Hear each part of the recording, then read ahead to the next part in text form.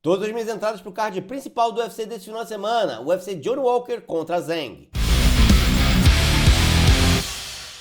Fala galera, beleza? Sejam muito bem-vindos ao canal Contra Golpe, eu sou o André e vou trazer para vocês as minhas entradas de aposta ou expectativas de entradas para você que rola nesse final de semana, que tem luta principal, Johnny Walker enfrentando Mingyan Zhang. Eu já falei do card preliminar, tem um link aqui em cima, você pode clicar lá e ver o que eu tô apostando no card preliminar.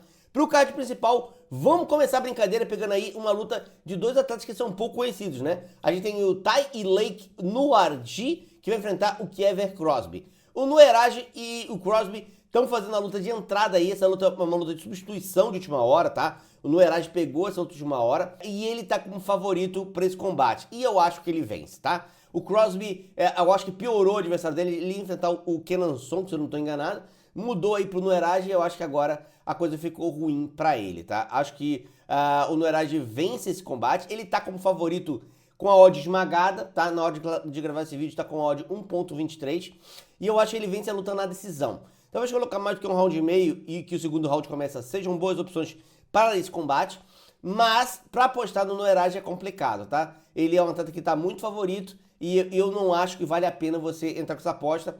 A gente tem pouco dado dele, não tem o suficiente para eu fazer, como eu fiz no card preliminar, vocês vão ver lá. Para algumas lutas que estavam com odd assim, eu entrei com metade da minha stake e esperei um bom momento para complementar essa stake para fazer uma stake média de 1.45.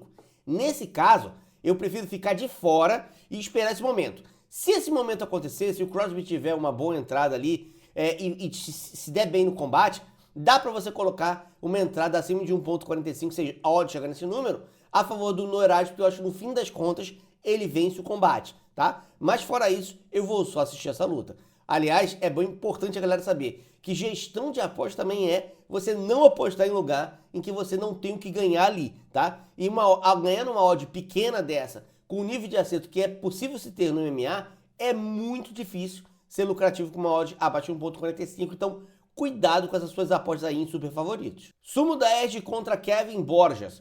Muita gente acha que o Borjas é uma ótima zebra para essa luta, mas eu discordo, tá? Eu acho que o Sumo da Edge tem o que é preciso para vencer esse combate. Eu tô indo mais do que um round e meio, segundo round começa e back Sumo da Edge, tá? Ele tá como favorito 1.62. Eu preferia que essa odd tivesse um pouco mais para cima, não acho que o Sumo da Edge é tão favorito assim. Mas de qualquer maneira, tô indo Sumo da Edge vencendo esse combate aí. No palpitão vou nele na decisão. Sergei Pavlovich vai enfrentar Walter Cortes Acosta. O Pavlovich é favorito nesse combate, ele é um atleta que vinha nocauteando todo mundo, mas depois de alguns reveses parece que perdeu um pouco o ritmo, tá? Tá vindo um pouco mais cadenciado, vencendo só por decisão, o que coloca uma pulga atrás da orelha de uma galera.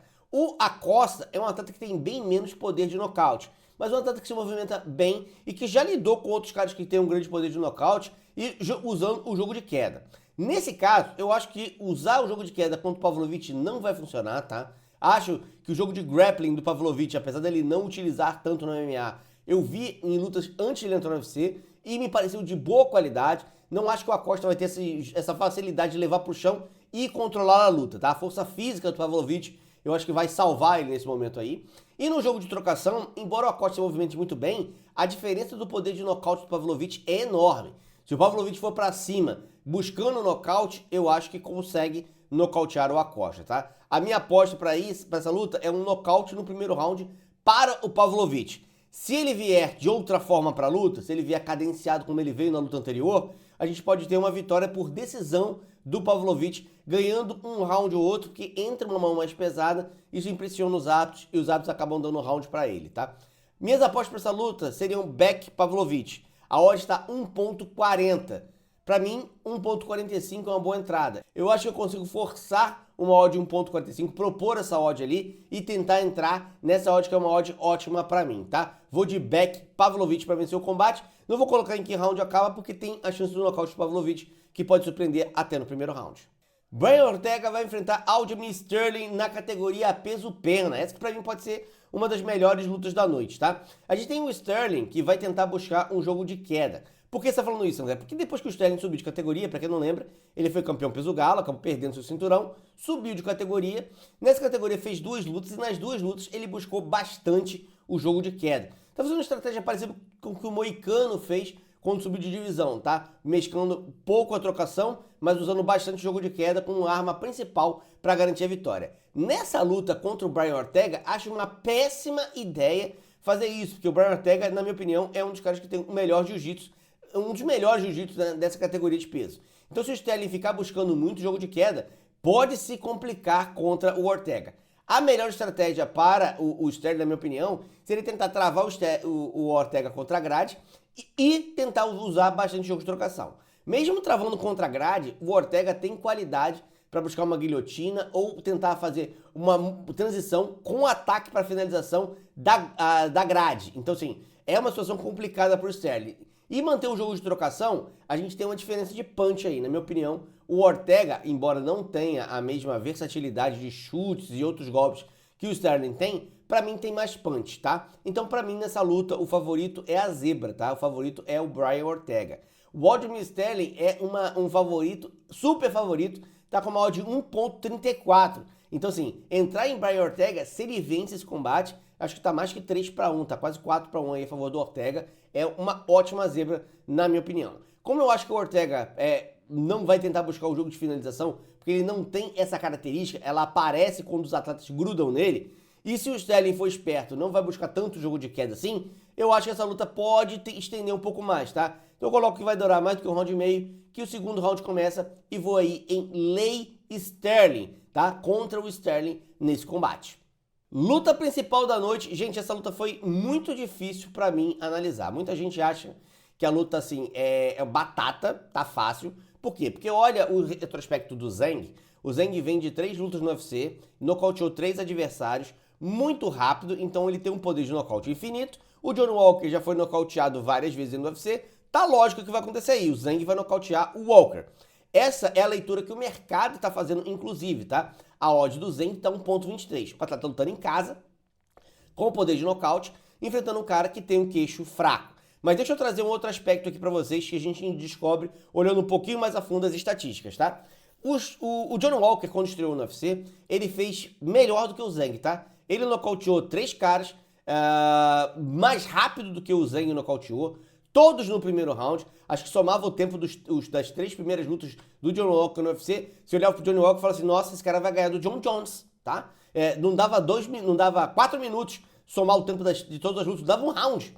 Então assim, e aí o John Walker enfrentou um cara que tava há mais tempo na categoria, que não era um cara que nem que tinha um poder de nocaute tão grande, que era o Corey Anderson, e acabou sendo nocauteado violentamente pelo Corey Anderson, tá? Então assim, o cara vir com a sequência de nocaute não garante que o próximo cara que ele vai vencer por nocaute, tá? Tirando os caras que o Zhang venceu dentro do UFC, quem ele venceu fora do UFC, quem ele nocauteou caras muito fracos, tá? E quando a gente olha quem ele nocauteou dentro do UFC, são caras que eu acho que o Johnny Walker também poderia ter nocauteado. Ah, não, mas ele já lutou contra o Anthony Smith e não conseguiu e tal. Assim, o Johnny Walker em alguns momentos da carreira, quando tá vindo de 2 derrotas, ele acaba lutando, refreando o ataque para não ser pego de surpresa, já que o queixo dele já deixou ele na mão algumas vezes, tá? Mas, nessa luta aí, além disso, o Johnny Walker tem uma vantagem gigante de tamanho, ele é bem maior do que o Zhang e tem muito mais envergadura.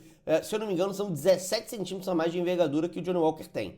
Aí você fala, tá bom, André, mas aí o queixo do Walker é pior do que o queixo do Zhang. Não é.